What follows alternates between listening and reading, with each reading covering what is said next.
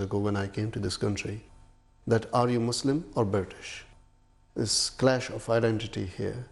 Now we are asked this question, and not we are only asked, we are asked to prove it. And in future it will go worse. So how and what would be your advice to all the Muslims who are living in Britain? Majority of them are British passport holders. That is a common question asked that in this country, that are you a Muslim first or British first? In India, back home, they ask, are you a Muslim first or Indian first? And we Muslims should know how to reply, how to turn the tables over. If someone asks you, are you a British first or a Muslim first? You have to ask that gentleman, are you a man first or are you a British first? Ask him a counter question. Yes. But naturally the reply will be, he's a man first. Because even if he goes to America, if he takes the citizenship of America, he'll yet be a man. If he goes to Australia, yet he'll be a man. So similarly, we are first Muslim and then British. But only giving this answer without posing the counter question, they will not understand.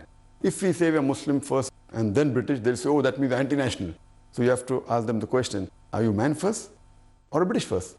So just because he says that I'm a man first, that doesn't mean he's anti-British or he's anti-national.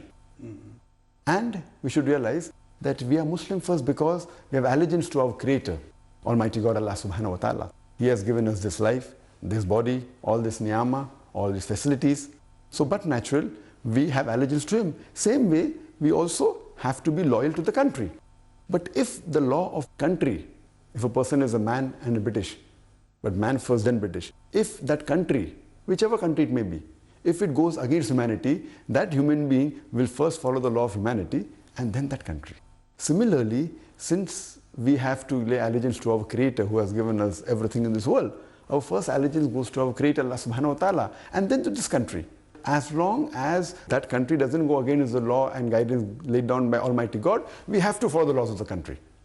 If there's a clash, the law of Almighty God, like a law of humanity, takes precedence to the law of the country.